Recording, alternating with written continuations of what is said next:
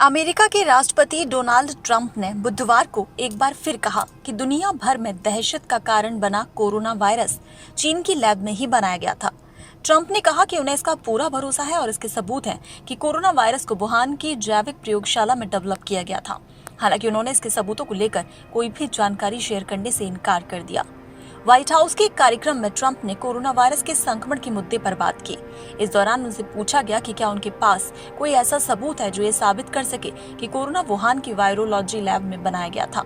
Trump ने कहा, हाँ मेरे पास इसके सबूत हैं, लेकिन इसके बारे में मैं आपको बता नहीं सकता और मुझे इसकी इजाजत भी नहीं है। John, go ahead. You said a moment ago you will soon have information on where this virus originated.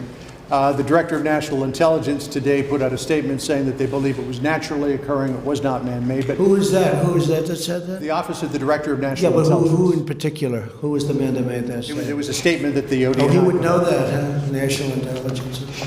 So we'll see. That would be your Director of National Intelligence. No, Rick Grinnell was heading I that. think it's, I mean, you'd have to tell me who specifically, who made the statement.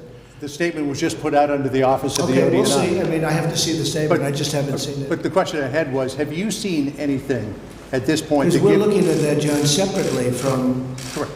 But we're looking at exactly where it came from, who it came from, how it happened, separately and also scientifically. So we're going to be able to find out. And my question is, have you seen anything at this point that gives you a high degree of confidence that the Wuhan Institute of Virology was the origin of this virus? Yes, I have. Yes, I have. And I think that the World Health Organization should be ashamed of themselves because they're like the public relations agency for China. And this country pays them almost $500 million a year, and China pays them $38 million a year. And whether it's a lot or more, it doesn't matter. It's still, they shouldn't be making excuses when people make horrible mistakes, especially mistakes that are causing hundreds of thousands of people around the world to die. I think the World Health Organization should be ashamed of themselves.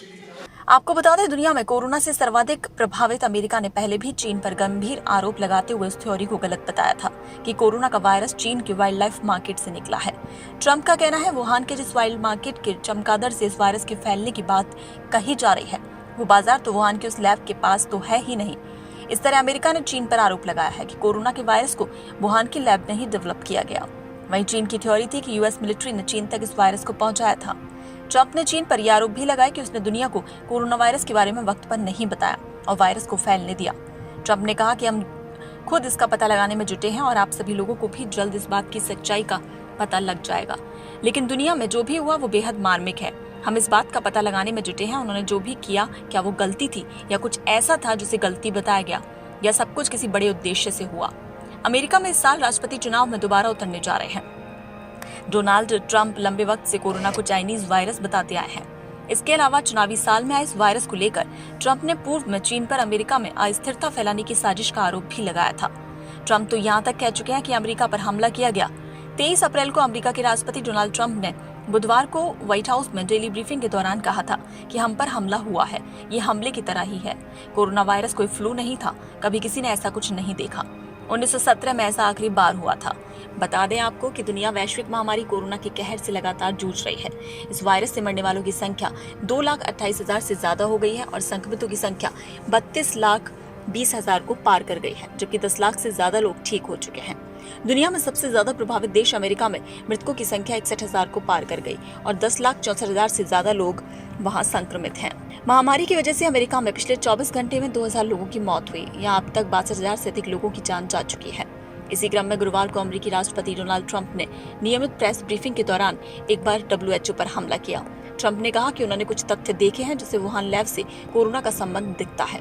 उन्होंने कहा कि corona को लेकर चीन पर tariff पर विचार कर रहे हैं।